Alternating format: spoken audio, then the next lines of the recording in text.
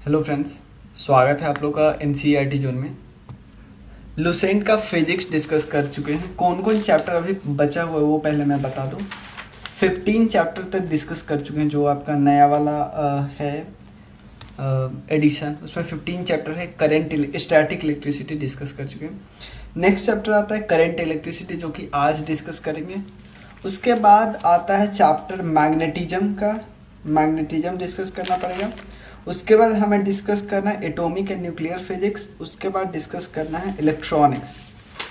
उसके बाद जो टॉपिक बचा हुआ है ना कि साइंटिफिक इंस्ट्रूमेंट और डिस्कवरी, तो डिस्कवरी हम डिस्कस कर चुके हैं। साइंटिफिक इंस्ट्रूमेंट के बारे में कुछ इन्वेंशन, कुछ ऐसा यूनिट, ये सब हमें डिस्कस करना है। वो सब आराम से हो जाएगा जल्दी जल्दी क्लियर। लेकिन वो सब भी मैं पीपीटी में ही कराऊंगा ताकि मैं वो पर्टिकुलर फिगर दिखा सकूं, उसके बारे में देख सके क्लियर। तो चलिए शुरू करते हैं। स्टैटिक इलेक्ट्रिसिटी डिस्कस कर चुके हैं, सीधे चलते हैं करंट इलेक्ट्रिसिटी। ध्यान देना, सबसे पहले करंट इलेक्ट्रिसिटी की बात करते हैं। तो स्टैटिक इलेक्ट्रिसिटी का मतलब हमने देखा था कि चार्ज होता है एक जगह बैठा रहता है, ऐसे चार्ज जो है एक लोकेशन पे बैठा रहता है। लेकिन करंट इलेक्ट्रिसिटी में ऐसा नहीं होता है, चार्ज फ्लो करता है। क्लियर है ना, चार्ज फ्लो करता है। क्लियर। तो अब चलिए डिस्कस करते हैं। बस ये बेसिक डेफिनेशन था। देखो, सबसे पहले हम पहले एटम की बात करते हैं। कोई एटम है तो एटम में तीन चीज हो सकता है, इलेक्ट्रॉन हो सकता है, प्रोटॉन हो सकता है, न्यूट्रॉन हो सकता है। तो जो प्रोटॉन और न्यूट्रॉन हमेशा न्यूक्लियस पे होता है। कोई एटम है, एटम के सेंटर पे क्या होता है, न्यूक्लियस होता है। तो न्यूक्लियस पे क्या होता है, प्रोटॉन और न्यूट्रॉन। और इलेक्ट्रॉन कहाँ होते हैं, इलेक्ट्रॉन आउटर सरफेस में फ्लो करते रहते हैं, आउटर सरफेस में फ्लो करते रहते हैं। क्लियर। तो प्रोटॉन पे पॉजिटिव चार्ज होता है लेकिन इलेक्ट्रॉन पे निगेटिव चार्ज होता है, ये हमें पता है। क्लियर। हाँ, उसके बाद दोनों पे सेम चार्ज होता है, प्रोटॉन एंड इलेक्ट्रॉन पे दोनों पे सेम चार्ज होता है। हम इलेक्ट्रॉन पे -1 बोल देते हैं, प्रोटॉन पे +1 बोल देते हैं। लेकिन रियलिटी में थोड़ा इससे अलग होता है, मैं आपको बताऊंगा। क्लियर। न्यूट्रॉन के पास कोई चार्ज नहीं होता, न्यूट्रॉन न्यूट्रल होता है। और एक और चीज़ हमें पता ही है कि लाइक चार्ज हमेशा एक दूसरे को रिपेल करते हैं और अनलाइक चार्ज अट्रैक्ट करते हैं। मतलब दो डिफरेंट चार्ज है वो अट्रैक्ट करेंगे, सेम चार्ज आपस में रिपेल करेंगे, धक्का देंगे। चाहे दो निगेटिव आपस में धक्का देंगे, दो पॉजिटिव आपस में धक्का देंगे। क्लियर। अब बहुत आसान टर्म है कंडक्टर। कंडक्टर एक ऐसा मटेरियल है जिससे इलेक्ट्रॉन आराम से फ्लो कर सके। भाई इलेक्ट्रॉन फ्लो करेगा तभी तो इलेक्ट्रिसिटी फ्लो होगी। तो इलेक्ट्रॉन आराम से जहाँ पे फ्लो कर जाते हैं, ऐसे मटेरियल को हम कंडक्टर बोलते हैं। इलेक्ट्रॉन नहीं फ्लो कर रहा है तो उसको हम इंसुलेटर बोलते हैं। क्लियर ना, यानी जहाँ पे इलेक्ट्रॉन फ्रीली मूव कर रहा है, क्योंकि हमें पता है एटम में न्यूक्लियस पे है प्रोटॉन और न्यूट्रॉन और बाहर इलेक्ट्रॉन है, तो इलेक्ट्रॉन हमेशा फ्लो करना चाहिए। क्लियर। जैसे इंसुलेटर का एग्जांपल हमें पता है लकड़ी और प्लास्टिक, लेकिन मेटल क्या होते हैं, कंडक्टर होते हैं। क्लियर। अब क्या होता है, इलेक्ट्रिक करंट की बात करते हैं। तो करंट क्या डेफिनेशन, ध्यान देना एक चीज़ मैं पहले ही आपको बताता हूँ कि हमें ऐसा नहीं लगना चाहिए कि इलेक्ट्रॉन का जो फ्लो होता है और कन्वेंशनल करंट का जो फ्लो होता है दोनों सेम डायरेक्शन। ऐसा ही मत सोचना कि इलेक्ट्रॉन फ्लो कर रहा है तो साथ साथ करंट भी फ्लो कर रहा है, नहीं, दोनों अपोजिट डायरेक्शन में होते हैं। अपोजिट डायरेक्शन में ध्यान रखना। आपसे क्वेश्चन पूछा जा सकता है कि ध्यान देना इलेक्ट्रॉन फ्लो हमेशा कैसे होता है, क्योंकि यहाँ पे निगेटिव चार्ज है तो निगेटिव से पॉजिटिव की तरफ इलेक्ट्रॉन फ्लो होता है, क्योंकि इसके पास चार्ज है, निगेटिव चार्ज है, यहाँ से यहाँ चार्ज ले जाके इधर कर रहा है। क्योंकि इलेक्ट्रॉन भी तो क्या है, निगेटिव चार्ज पार्टिकल है ना, निगेटिव चार्ज पार्टिकल है। तो निगेटिव ही चार्ज को नहीं इधर से इधर फ्लो करेगा। भाई पॉजिटिव चार्ज रहता है तब ना पॉजिटिव चार्ज को फ्लो करता है। लेकिन कन्वेंशनल करंट जो होते हैं वो पॉजिटिव से निगेटिव की तरफ फ्लो करती है, ये याद रखना बस। ज़्यादा इसको डीप में नहीं घुसना कि ऐसा क्यों होता है, वो भी क्लास 12 वाले में दिया हुआ है, हम लोग डिस्कस कर सकते हैं, लेकिन उसकी कोई ज़रूरत नहीं है। फिर हमारा कोई मतलब नहीं बनता कि हमारे जो हमें एग्ज़ाम के लिए जितना ज़रूरत है उससे बहुत ज़्यादा हो जाएगा फिर। क्लियर। अब देखो इलेक्ट्रिक करंट, तो इलेक्ट्रिक करंट का डेफिनेशन क्या होता है आपको पता होना चाहिए। इलेक्ट्रिक करंट का डेफिनेशन है the flow of electric charge. हम ऐसा बोल सकते हैं the rate of flow of electric charge, कि मतलब इलेक्ट्रिक चार्ज जितना फ्लो होता है उसको इलेक्ट्रिक करंट बोलते हैं।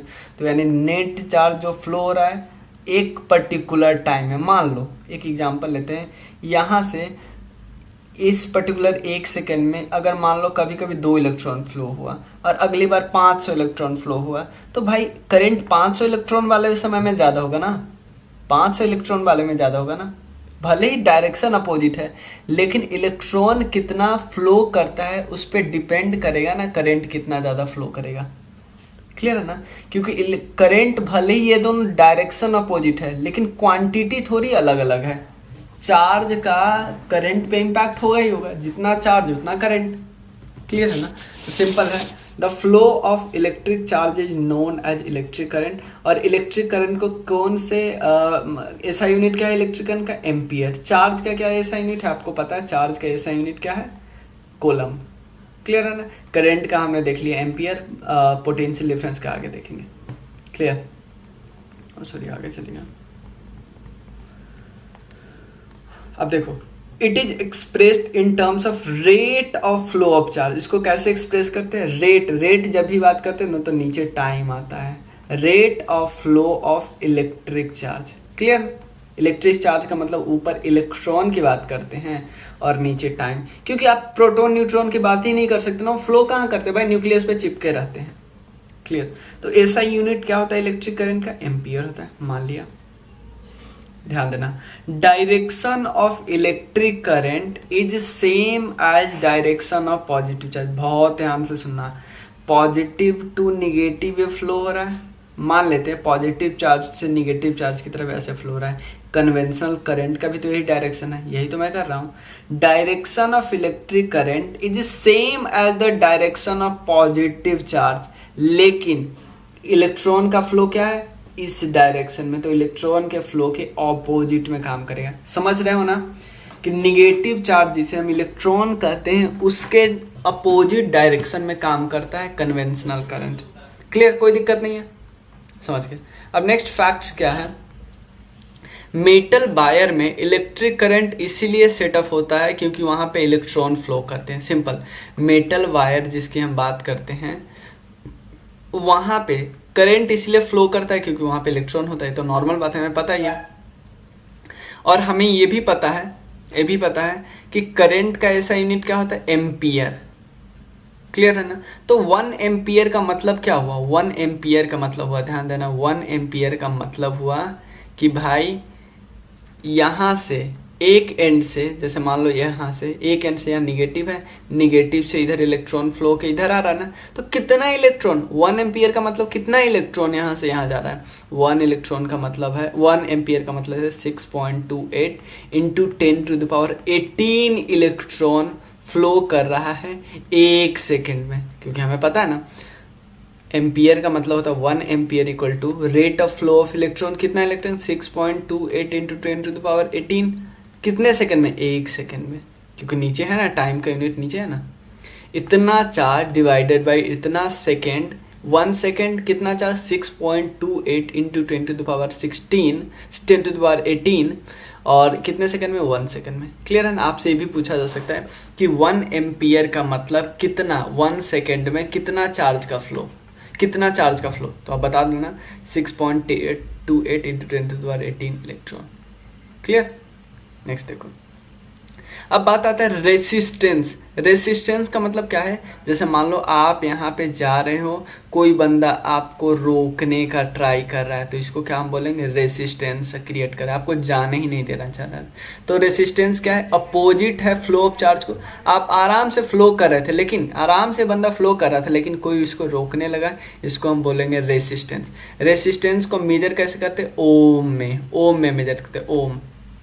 क्लियर है ना, रेसिस्टेंस को मेजर करते हैं ओम में। क्लियर है, रेसिस्टेंस का मतलब है अपोजिट टू फ्लो। चार्ज तो फ्लो कर रहा था, रेसिस्टेंस क्या? सेम डायरेक्शन में थोड़ी भाई, सेम डायरेक्शन में लगता है तो काहे का रेसिस्टेंस?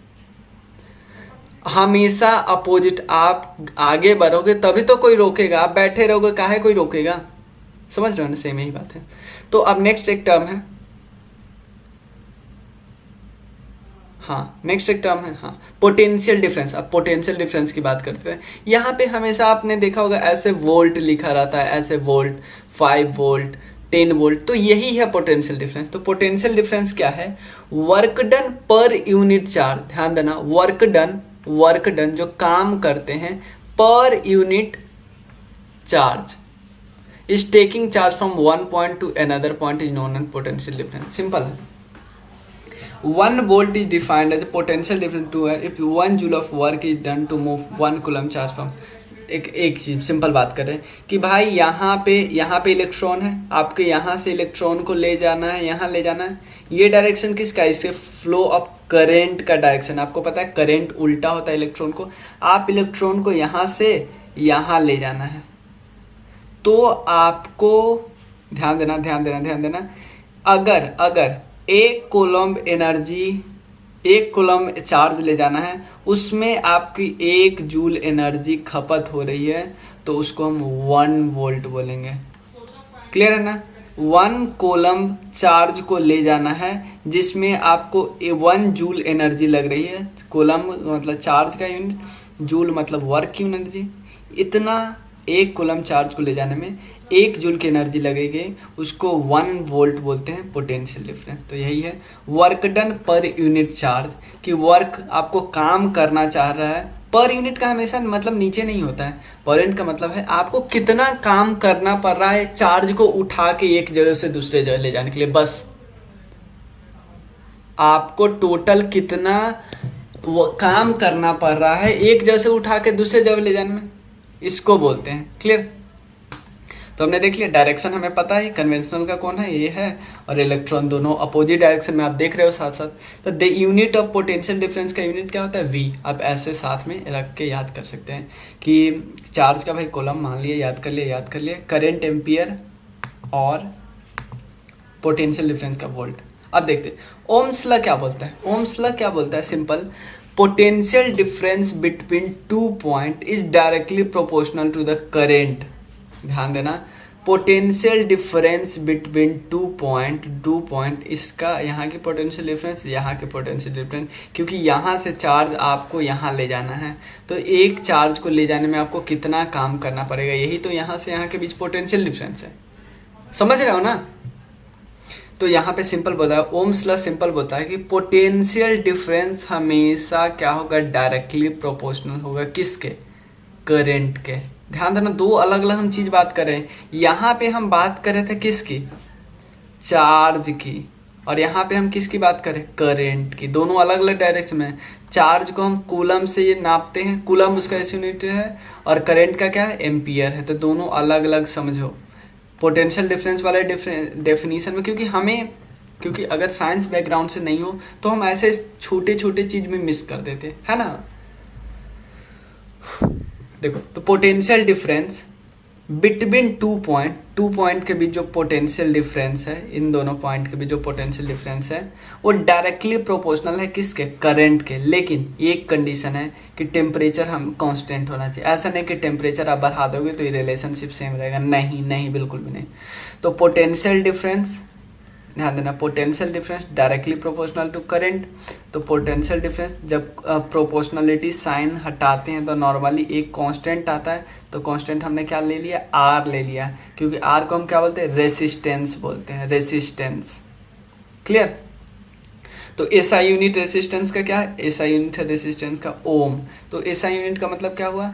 ध्यान देना, यहाँ पे रेसिस्टेंस क्या है? आर है। तो आर इक्वल टू हम ऐसा लिख सकते हैं, V और I नीचे आएगा, V अपॉन I। तो हम ऐसा नहीं बोल सकते हैं कि V का मतलब होता है वोल्ट डिवाइडेड बाई I का करंट का एम्पियर। इन दोनों को वोल्ट अपॉन एम्पियर को हम क्या बोल रहे हैं? ओम। इसमें कोई प्रॉब्लम है? कोई प्रॉब्लम है? क्योंकि आप इधर को इसको बस इधर ले जाएंगे, जब इधर मल्टीप्लाई वाला इधर जाता है तो डिवाइड में आ जाता है, ये पता है बेसिक। तो R equal to V upon I। तो V क्या है? V है volt, potential difference divided by current equal to ohm होता है। क्लियर? कोई दिक्कत नहीं। तो ऐसा यूनिट ऑफ रेसिस्टेंस क्या है? ओम है। क्लियर? अब देखो, ओहमिक रेसिस्टेंस और नॉन ओहमिक रेसिस्टेंस में थोड़ा डिफरेंस है। ओहमिक रेसिस्टेंस नहीं, रेसिस्टर।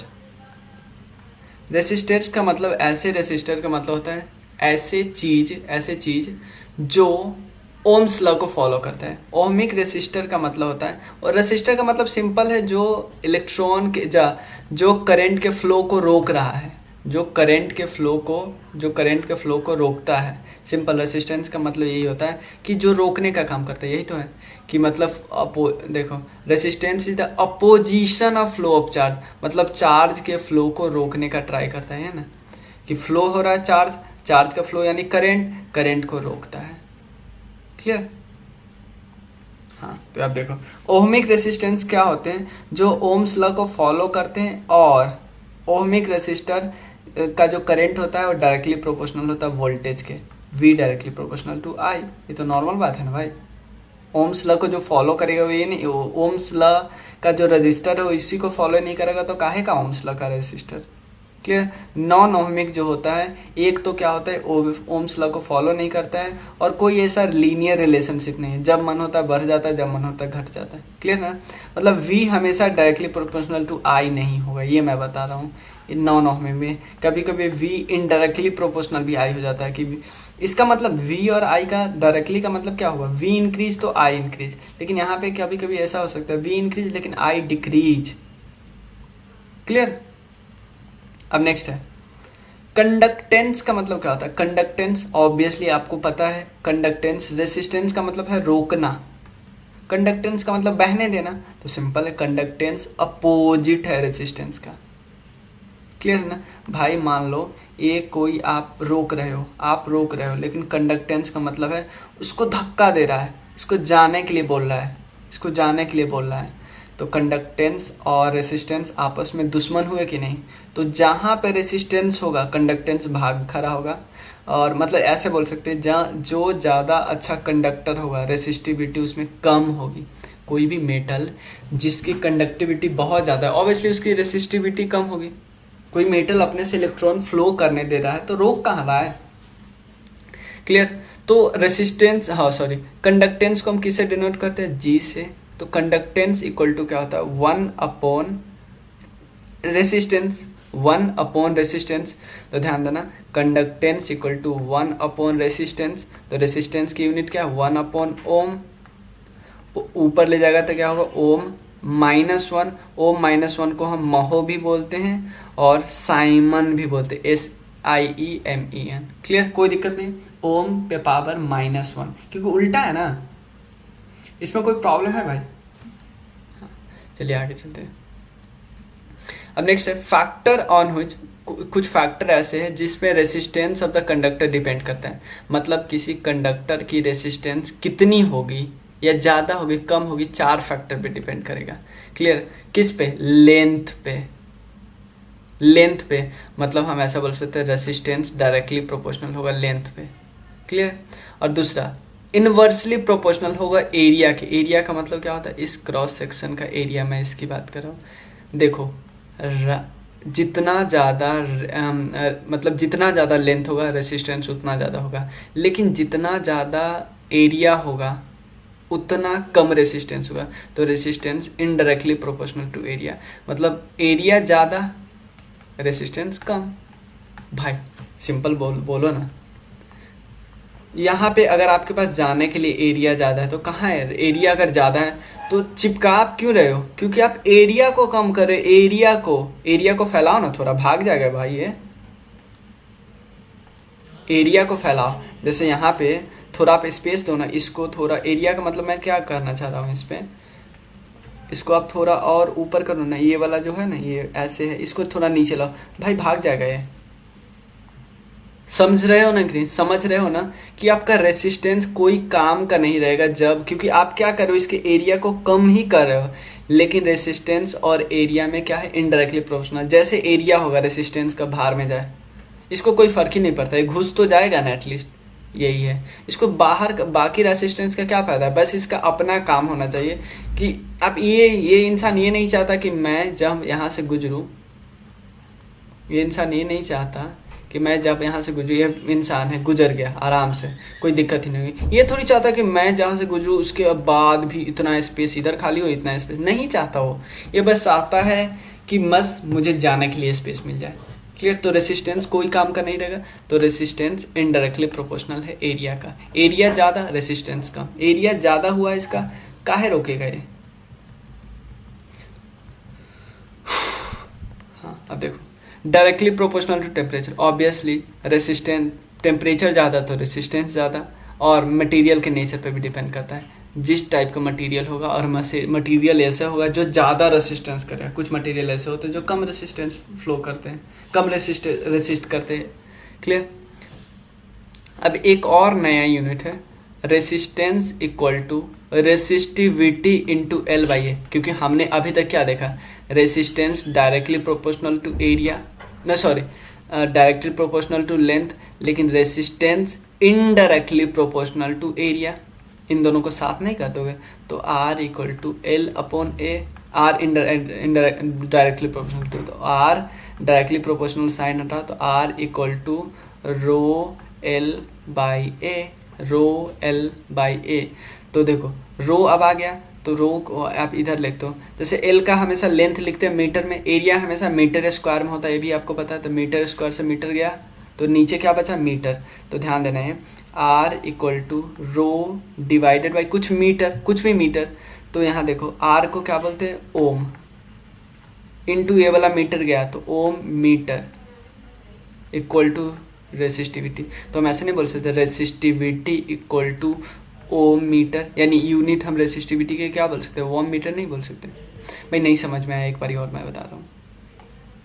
क्लियर। देखो हमें ये पता है resistance directly proportional to length है, ज़्यादा लेंथ बड़ा होगा भाई, ये लेंथ जितना ज़्यादा बड़ा होगा, अगर चिपकता हुआ ये लेंथ यहाँ से है, बंदा अभी फ्री मूव कर रहा है ना, अगर यहाँ पे भी चिपका रहा तो बंदा फ्री मूव कहाँ करता है, तो यानी जितना ज़्यादा लेंथ होगा रेसिस्टिविटी उतनी ज़्यादा, उतना ये मजबूत बनता जाएगा। जितना ज़्यादा लेंथ होगा, ये अभी बस इतना चिपका, इसका बस क्या सोच रहा है कि बस इतने दूर से निकल जाऊँ, लेकिन चिपका हुआ पूरे यहाँ से यहाँ तक चिपका रहा था ऐसे करके।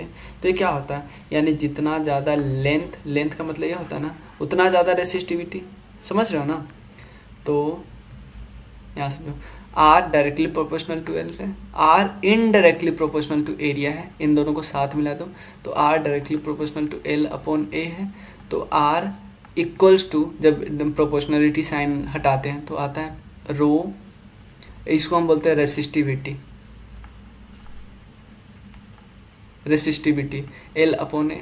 तो एल जब भी लेंथ होता है, लेंथ हमेशा यूनिट होता है मीटर, एरिया होता है कुछ भी होता है लेकिन मीटर स्क्वायर लास्ट में होता है ना, चाहे वो 4/3 मीटर स्क्वायर हो, कुछ भी मीटर स्क्वायर हो, मीटर स्क्वायर है, ए बी मीटर स्क्वायर, कुछ भी, लेकिन मीटर स्क्वायर है ना।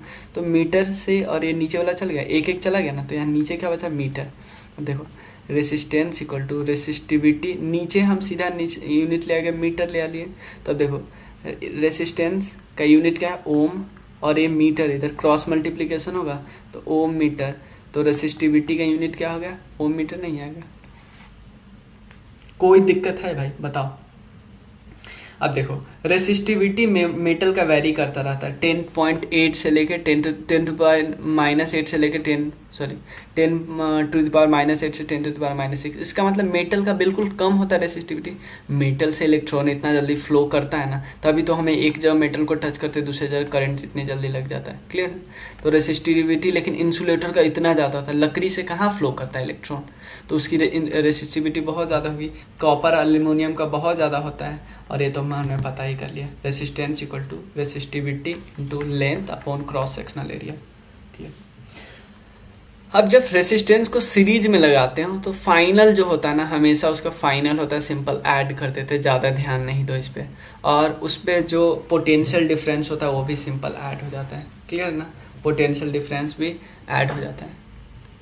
निम्पल पैरेलल में होता है तो 1/, करके माइनस कर देते, जैसे इसका है R3 R2 R3, तो टोटल का रेसिस्टिविटी मतलब 3 अगर पैरेलल में हो तो इसका सिंपल है कि इन तीनों का रेसिस्टिविटी अगर तीनों एक होता ऐसे ऐसे, तो ये तीनों की रेसिस्टिविटी एक साथ कैसे होती, जब तीनों को सिंपल जोड़ लेते हैं 2 3 5, तो 2 ओम 3 ओम 5 ओम, तो 5 3 8 तो 10 ओम।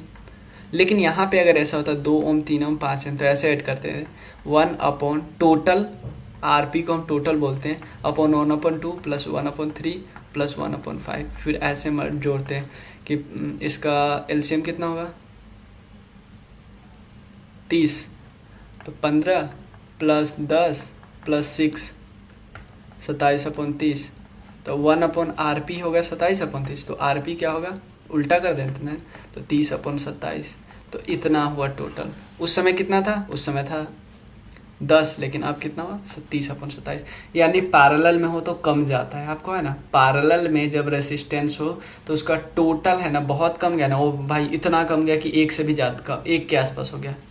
मतलब इसका जो सबसे मिनिमम है ना उससे भी कम जाएगा, और यहाँ पे इसका जो सबसे मैक्सिमम है ना उससे भी ज़्यादा हो गया। ये भी एक स्टेटमेंट बता करके हमें फंसा सकते थे।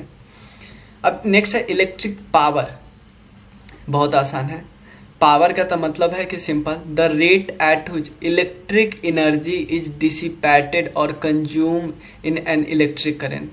सिंपल है, रेट, किस रेट पे इलेक्ट्रिक एनर्जी कंज्यूम किया जाता है इलेक्ट्रिक करंट के द्वारा।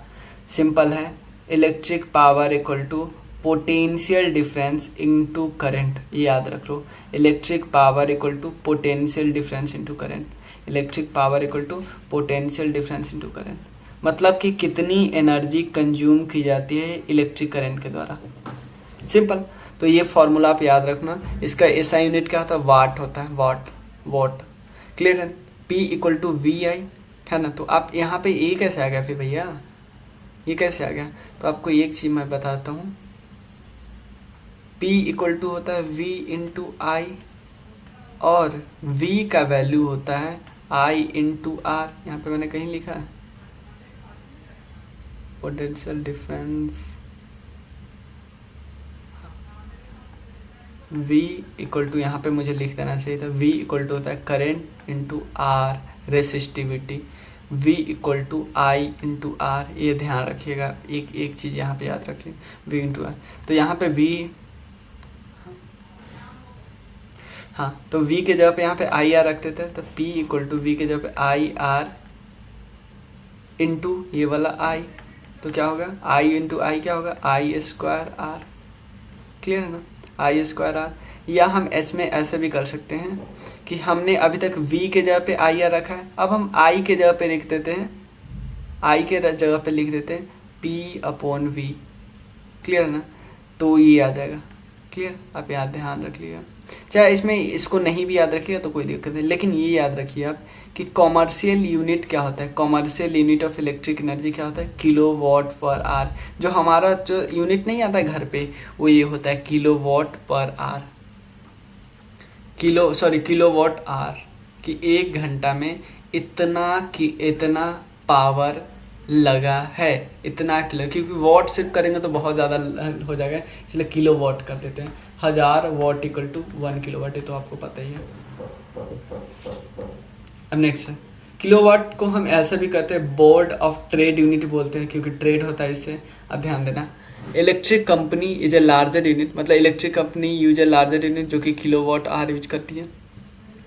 तो किलोवाट आवर को हम वॉट पर सेकेंड में भी कन्वर्ट कर सकते हैं। किलोवाट का क्या होता है 1000 वाट, और इंटू सेकेंड को क्या करते हैं 3600 सेकेंड। तो इन दोनों को मल्टीप्लाई करेंगे ना तो कुछ इतना आएगा। तो एक चीज़ और आप फॉर्मूला याद कर लीजिए, what into second, what into second हमेशा जूल होता है, ये भी याद कर लीजिए, क्योंकि हमेशा यूनिट पे तो पूछता है। आपको यूनिट एक बार और बताऊंगा मैं जब लास्ट चैप्टर डिस्कस करेंगे। अभी कितना बचा हुआ है? क्लियर। तो ये सब हम रहने देते, एक वीडियो और छोटी सी वीडियो बना लेंगे, उसके बाद आप देखो कितना हमें करना है, मैग्नेटिज्म करना है। और जैसे ही मेरा ख़त्म हो जाएगा सारा लेक्चर, मैं आपको ये प्रोवाइड कर दूँ, atomic and nuclear physics,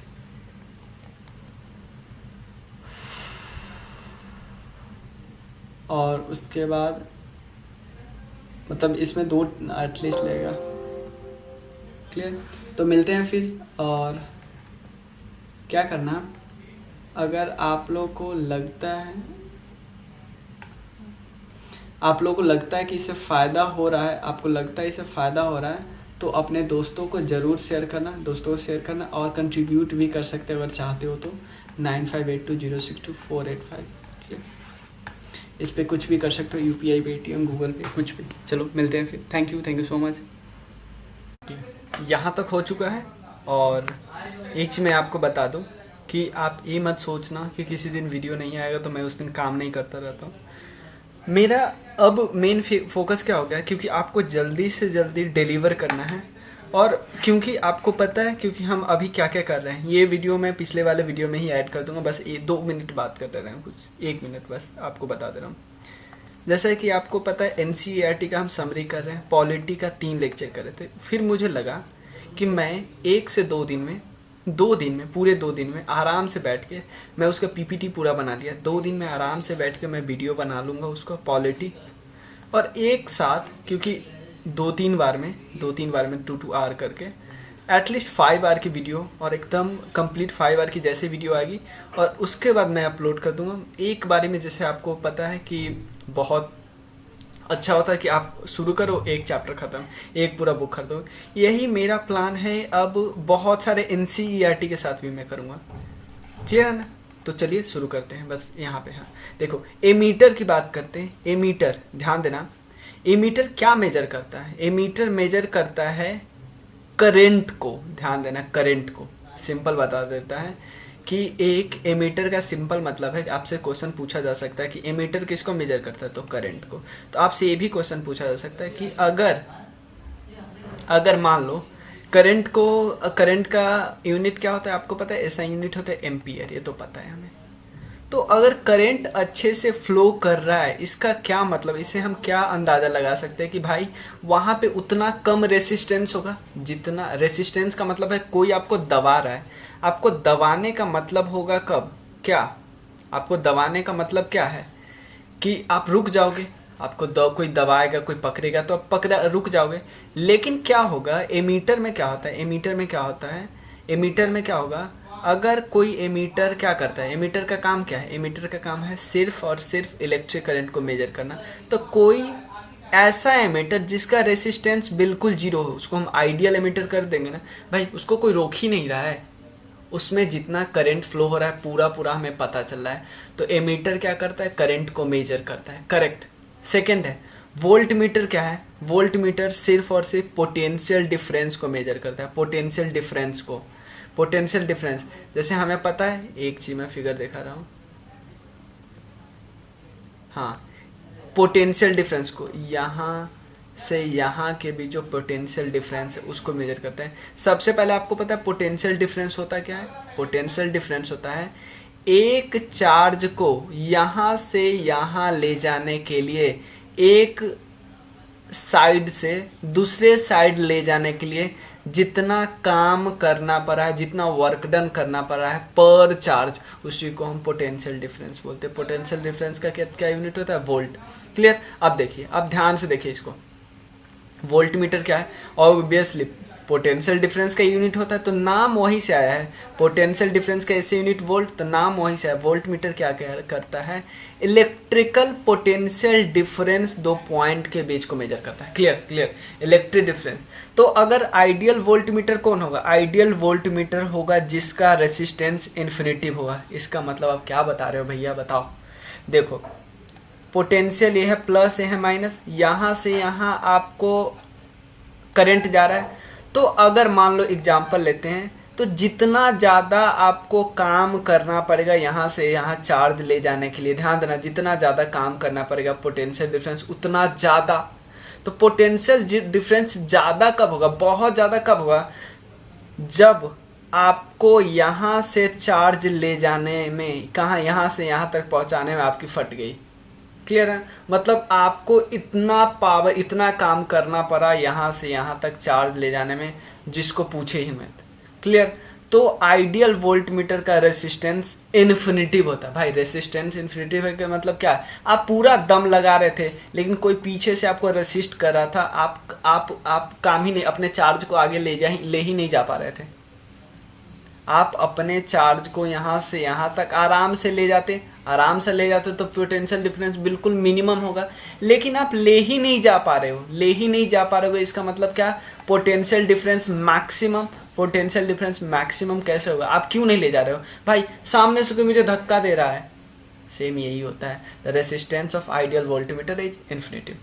next क्या है? Electric fuse. हम सबको पता है जो क्या करता है इलेक्ट्रिक फ्यूज, एक मतलब कि एक ऐसा मटेरियल होता है, जैसे हमारे घर में कभी नहीं आ जाता है बहुत ज़्यादा वोल्टेज आ गया, ये अपने आप ब्रेक हो जाएगा, ये ब्रेक हो जाएगा तो बाकी हमारे सामान जो फैन, टीवी, फ्रिज वगैरह सब बच जाते हैं एकदम, क्योंकि फ्रिज, टीवी को एक लिमिटेड इलेक्ट्रिसिटी चाहिए, लेकिन उससे ज़्यादा एनर्जी की इलेक्ट्रिसिटी आ जाएगी तो हमारा सब कुछ गया। लेकिन जैसे ही हमारे लाइट आया तो हमारा, क्योंकि ये तो होता है अपने आप, अपने हाथ से करते हो, अपने हाथ से बंद ऑफ ऑन करते हो, लेकिन ये अपने आप जैसे ही ज़्यादा, देखो फ्यूज क्या होता है, एक ऐसा इलेक्ट्रिक सर्किट होता है जो प्रोटेक्ट करता है हमें, हमारे इलेक्ट्रिकल डिवाइस को अगेंस्ट ओवरलोड, बहुत ज़्यादा एक ही साथ इलेक्ट्रिसिटी हो गया या शॉर्ट सर्किट हो गया तो बोर्ड में लगा होता है, बोर्ड में ये अपने आप फ्यूज हो गया। जैसे ये फ्यूज हुआ ना तो बोर्ड से जो भी कनेक्टेड है ना वो अपने आप ऑफ हो गया, अपने आप ऑफ हो गया। जैसे ही अपने आप ऑफ हो गया तो इस पर तो कोई लोड जाएगा ही नहीं, मतलब सिंपल सोच सकते हैं, ऑफ बोर्ड के साथ जो कनेक्टेड है वो ऑफ होने का मतलब क्या है, बोर्ड ने इन सब को लाइट देना ही बंद कर दिया। तो जब बोर्ड इस सब को इलेक्ट्रिसिटी दे ही नहीं रहे तो काहे का फ्यूज हो गया, काहे का खराब होगा ये सब। क्लियर? ये सिंपलेस्ट और चीपेस्ट डिवाइस होता है जो इंटरप्ट करता है इलेक्ट्रिकल सर्किट को, शॉर्ट सर्किट और एक्सेसिव ओवरलोड करंट मैग्नीट्यूड में। क्लियर? एक और चीज़, जो फ्यूज में जो मटेरियल होता है, जो मटेरियल लगा होता है उसको लो मेल्टिंग पॉइंट होता है। लो मेल्टिंग का पॉइंट का मतलब क्या है भाई, जैसे ही थोड़ी भी इलेक्ट्रिसिटी ज़्यादा है, जैसे ही ओवरलोड है, पिघल गया, पिघला, इसका मतलब क्या, ऐसे कनेक्टेड होता है, ऐसे वायर से कनेक्टेड, जैसे ये आप देख रहे हो ना, ये इसमें वायर होता है, अगर मेल्टिंग पॉइंट कम होगा तो इसका मतलब क्या होगा, ये जल्दी पिघल जाएगा, पिघला इसका मतलब टूटा, टूटा इसका मतलब बोर्ड के साथ इसका कनेक्शन टूटा, हुआ ना, यही है। सर्किट ब्रेकर तो आप लोग को हम घर पे ही देखते हैं। हाँ, नेक्स्ट है गैल्वेनोमीटर। भाई गैल्वेनोमीटर का सिर्फ एक काम है, ये देखो एमीटर का छोटा भाई समझ लो। एमीटर क्या करता है, करंट को मेजर करता है, लेकिन करंट इतना छोटा है ना कि एमीटर हाथ खड़ा करती है, भाई इतना कम काम हमसे नहीं काम करवा। भाई आपको घर पे कुछ छोटा सा काम करना है, जो काम आपको कुदाल से ही हो जाएगा, आप जेसीबी लाओगे, सोचो नहीं लाओगे भाई। तो सेम एमीटर बोला है भाई मैं नहीं आता इतने कम में, तो गैल्वेनोमीटर में बोलता है कि भाई मैं आ जाता हूँ, मेरा तो इतना, इससे ज़्यादा मेरा छोटा छोटा काम ही होता है। तो गैल्वेनोमीटर एक ऐसा डिवाइस है जो डिटेक्ट करता है स्मॉल करंट के प्रेजेंस को। क्लियर है ना? करंट और वोल्टेज के, मतलब पोटेंशियल डिफरेंस या करंट दोनों, और कम है तो मेजर कर देता है। कितना कम? अप टू 10⁻⁻⁶, और इससे अप टू 10⁻⁻⁶, और इससे मिनिमम तो कितना भी ले लो आप। क्लियर? शंट क्या होते हैं, शुंट या शंट कुछ भी बोलते हैं, ध्यान देना।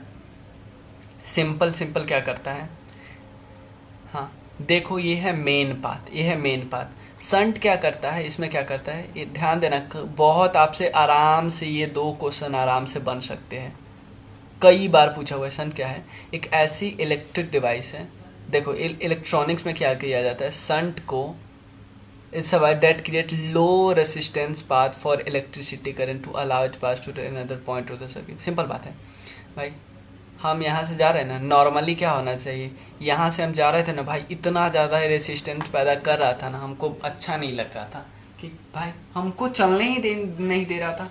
करंट ऐसा बोलता है कि भाई हमको ये, जब इस रास्ते से जाते हैं ना तो ये बंदा हमें इतना रेसिस्ट करता है।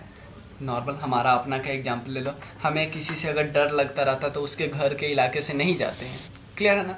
हम रास्ता बदल लेते, करते हो कि नहीं, आप लोग भी करते होइएगा। तो रास्ता आप जो बदल लेते हो तो नया रास्ता, इसका मतलब नया रास्ता किसी गुंडे का रास्ता नहीं होना चाहिए। ऐसा नहीं कि वो जो इस नए रास्ते से गए वो भी आपका कोई दुश्मन ही है, ऐसा करोगे कभी? तो नया रास्ता ऐसा चुनोगे जहाँ पे रेसिस्टेंस लो हो। क्लियर है ना? सिंपल समझ गए? तो अब ये तो इसका यूज क्या हुआ भाई, इसका यूज मैं बता रहा हूँ कि अगर आपको गैल्वेनोमीटर मतलब कि इसको गैल्वेनोमीटर जिससे कम करंट को नापा जाता है, इसको ये बोला कि भाई अब मैं छोटा काम नहीं करूँगा, अब मैं बड़ा काम करूँगा। तो गैल्वेनोमीटर बोल रहा है कि मैं गैल्वेनोमीटर हूँ तो मैं छोटा काम नहीं करूँगा, छोटा करंट को मेजर नहीं करूँगा, अब तो मैं बड़े करंट को मेजर करूँगा। किसको? मुझे एमीटर बनना है। मुझे क्या करना होगा, तो मुझे जैसे वो यहाँ पे बोलता है कि भाई तुम्हें, जैसे मान लो तुम ये पर्टिकुलर कोर्स कर लो तो गवर्नमेंट का एक एग्जाम दे दो, तुम गैल्वेनोमीटर एमीटर में बन जाओगे। तो गवर्नमेंट एग्जाम कौन सा है? वो गवर्नमेंट एग्जाम है शंट। लेकिन ध्यान देना, बहुत अच्छा लाइन लिखा हुआ है कि जो शंट है उसको पैरेलल लगाया जाएगा, पैरेलल, सीरीज में नहीं, पैरेलल। देखो आपने पैरेलली लगाया इसको, पैरेलल, पैरेलल होता है ना, एक सर्किट ऐसे है, दूसरा सर्किट उसके पैरेलल लगाया जाएगा। क्लियर है? देखो दोनों एक रेसिस्टेंस पैदा करता है, लेकिन ये ज्यादा करता है और एक कम करता है। शंट एक कम रेसिस्टेंस पैदा करता है। समझ गए ना कि आप इस रास्ते से जाओगे तो आपका दुश्मन है, लेकिन छोटे मोटे दुश्मन है जिससे आपको डर वर उतना ज्यादा नहीं लगता। क्लियर? लेकिन गैल्वेनोमीटर को जब एमीटर में बनाना हो तो शंट को पैरेलल लगाते हैं। लेकिन लेकिन लेकिन लेकिन गैल्वेनोमीटर को अगर वोल्ट मीटर में बदलना, ध्यान देना दोनों जो गैल्वेनोमीटर है, याद कर लो, जी को ए में कन्वर्ट करना है तो पैरेलल लगाओ, जीएपी गैप, और जी को वी में कन्वर्ट करना है तो आप सीरीज लगाओ, जीवीएस। जी को, गैल्वेनोमीटर को मैं ऐसे याद किया हूँ कि gap GBS, gap GBS, gap GBS, ऐसे। तो गैप का मतलब है गैल्वेनोमीटर को आप एमीटर में कन्वर्ट करना चाहते हो तो आप पैरेलल में लगा दो। किसको? शंट तो हमें पता है पैरेलल में, क्योंकि क्वेश्चन ऐसे पूछा हुआ था कि गैल्वेनोमीटर को एमीटर में बदलना चाहते हो तो आप क्या लगाओगे। एक को शंट, दूसरा क्वेश्चन पूछा था शंट को कैसे लगाओगे, पैरेलल या सीरीज, तो हमें पता होना चाहिए पैरेलल। तो गैल्वेनोमीटर को अगर वोल्ट मीटर में लगाना चाहते हो तो इस समय क्या करो, ध्यान देना, सीधे शंट लगा के काम नहीं चलेगा भाई, हाई रेसिस्टेंस शंट को लगाना होगा, जिसको हम मल्टीप्लायर बोलते हैं, सीरीज में। यानी गैल्वेनोमीटर को, ध्यान देना, गैल्वेनोमीटर को वोल्ट मीटर में बदलना है। गैल्वेनोमीटर एक बंदा है, इसको वोल्ट मीटर में बदलना है। तो वोल्ट मीटर में कब बदलेगा? जब यहाँ पे आप एक शंट लगा दो। लेकिन यहाँ पे शंट क्या होना चाहिए? हाई रेसिस्टेंस शंट होना चाहिए, हाई रेसिस्टेंस। क्लियर है? High resistance. क्लियर? तो किसमें कन्वर्ट हो जाएगा? वोल्ट मीटर में। भाई इसको याद कर लो, जैप जीवीएस ऐसे करके याद कर लो, सॉरी गैप जीवीएस। अब नेक्स्ट है इलेक्ट्रोमैग्नेटिक इंडक्शन। भाई समझाने के लिए तो इसमें बहुत कुछ है, लेकिन हमारे एग्जाम के लिए, 12th के लिए बहुत इंपॉर्टेंट टॉपिक है। देखो ये जो आने वाला 3-4 चैप्टर मैं करा रहा हूँ ना, ये one of the most difficult chapter आता है जो क्लास 12th में, जो हवा निकल जाती है लोगों की इन चैप्टर सब में। ध्यान दें, इलेक्ट्रोमैग्नेटिक इंडक्शन का मतलब when there be charge of magnetic flux links with a circuit and EMF.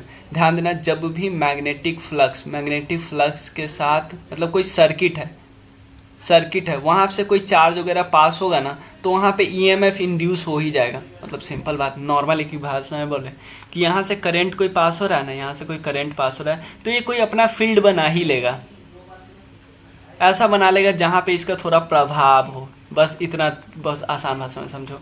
इस फेनोमेना को क्या बोलेंगे? Electromagnetic induction. क्लियर? और अगर this EMF so induce is called induced EMF बोलते हैं। और करंट, अगर करंट इससे जनरेट हुआ, करंट तभी जनरेट होता है जब सर्किट क्लोज होता है। नॉर्मली भाई यहाँ से आप करंट पास कर रहे हो, ये सर्किट है, ये तार है, यहाँ से करंट पास किया, क्या यहाँ पे जा पाएगा? भाई नहीं, वो क्लोज सर्किट, ओपन सर्किट है, यहाँ से कट जाएगा, यहीं तक आएगा। आपको पता है ना, तार जब जोड़ते हो तभी तो लाइट आता है, बिना जोड़े कैसे लाइट आ जाएगा? क्लियर है ना? अब ध्यान देना, डायरेक्शन ऑफ इंड्यूस करंट कैसे डिटरमाइन होता है? फ्लेमिंग के राइट हैंड रूल से। इसको लेंज रूल भी बोलते हैं, फ्लेमिंग के राइट हैंड रूल से। ये ऐसे एक चीज़ ध्यान रखना, मोशन, फील्ड और करंट तीनों आपस में क्या है? परपेंडिकुलर है। करंट इस डायरेक्शन में है, फील्ड इस डायरेक्शन में है, मोशन ऊपर वाले डायरेक्शन में। क्लियर है ना? ये आगे, ये ऊपर, और ये थोड़ा इधर, मतलब ये ऊपर ऐसे है, ये इधर नहीं है, नीचे नहीं है, ऊपर है ऐसे।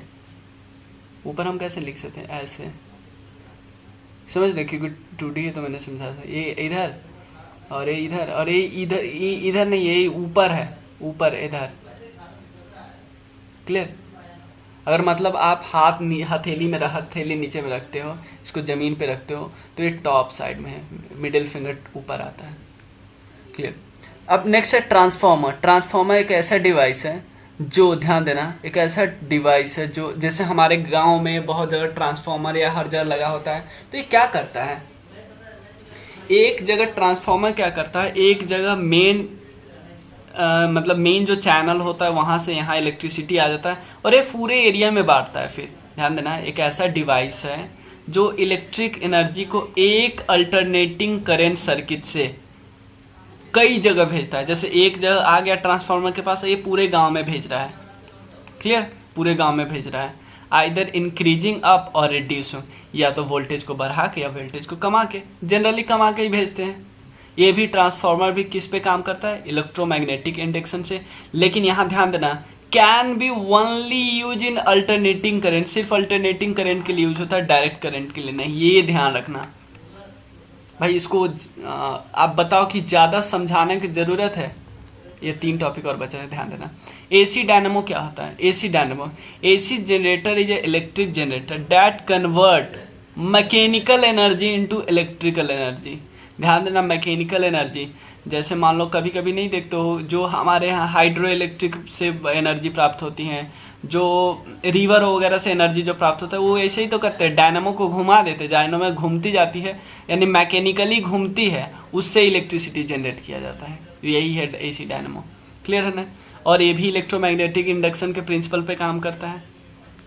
नेक्स्ट है इलेक्ट्रिक मोटर, ये क्या करता है, इलेक्ट्रिकल एनर्जी। भाई आपके पास मोटर है, उससे आप पंखा चला लो, हम ऐसे करते हैं ना, मोटर से क्या कर सकते, कुछ भी चला लो, मोटर से आप चला लो फैन, मोटर से आप चला लो मान लो जनरेटर एक है, जनरेटर से आप क्या कर लेते हो, बल्ब जला लेते हो। तो जनरेटर एक इलेक्ट्रिक मोटर है, उससे आप कुछ भी काम कर लेते हो।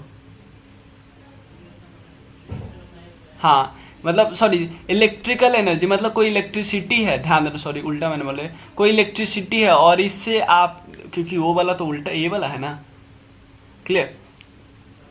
हाँ, कोई इलेक्ट्रिसिटी है, इलेक्ट्रिसिटी से आप कोई काम कर लेते हो, तो इलेक्ट्रिकल एनर्जी को मैकेनिकल एनर्जी में कन्वर्ट करना है, इलेक्ट्रिक मोटर। नेक्स्ट है माइक्रोफोन, सिंपल, आपको सबको पता है कौन क्या करते हो आप, साउंड वेव जो हम बोलते हैं उसको इलेक्ट्रिक एनर्जी में कन्वर्ट करता है और फिर एम्पलीफाइड ट्रांसमिट करके रिकॉर्ड भी कर सकता है। जैसे जो मैं बोल रहा हूँ वो रिकॉर्ड हो रहा है ना, माइक में ही तो रिकॉर्ड हो रहा है, तो माइक्रोफोन। क्लियर, ये भी EMI के प्रिंसिपल पे काम करता है भाई। इसको ध्यान में नहीं रखना है, रखना है तो रख लो, लेकिन ज़्यादा ज़रूरी नहीं है। और एक और चीज़, ये 2 वीडियो है, मैं दोनों वीडियो को एक साथ जोड़ दूंगा दोनों। हाँ, और एक और चीज़ बता रहा हूँ कि मैं ऐसे अभी क्या क्या कर रहा हूँ, मैं आप लोगों को फिर शेयर कर देता हूँ कि अभी मेरा फोकस क्या क्या है। देखो, एक तो NCERT की समरी है। क्लियर, तो उसमें मैं एक एक वीडियो बना रहा था, लेकिन मुझे लगा नहीं, एक बारी में मैं पूरा, क्योंकि वो रिवीजन के लिए थे, रिवीजन लोग एक एक चैप्टर का करते नहीं, एक बारी 5 आवर बैठेंगे पूरा बुक रिवाइज कर लेंगे। क्लियर, तो मेरा अभी प्लान है कि जो मैं टाइम टेबल दिया था, टाइम टेबल देने का मतलब है कि मैं उस डेट से पहले ख़त्म करूँगा, इससे मतलब इवन उससे पहले ख़त्म करूँगा।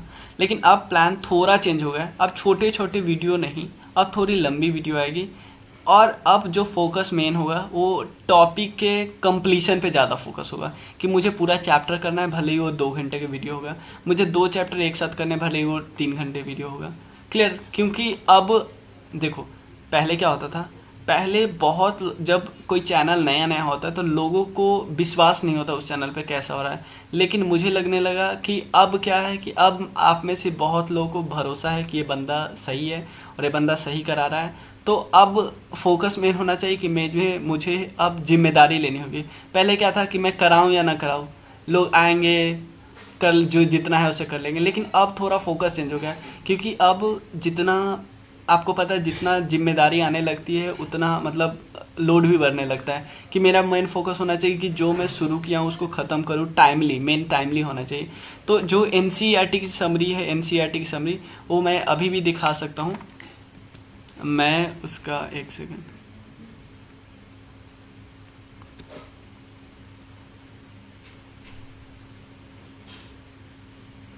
यहाँ पे नहीं, देखो ह्यूमन डिजिट भी मैं बहुत सारा करवा चुका हूँ सब, और इसकी 1-2 वीडियो बना भी चुका हूँ मैं, लेकिन मैं चाहता हूँ पूरा डिजिट का एक साथ ऐड करके पूरा डिजिट का आपको दे दूँ। और एक सेकंड में दिखा रहा हूँ, एक सेकंड,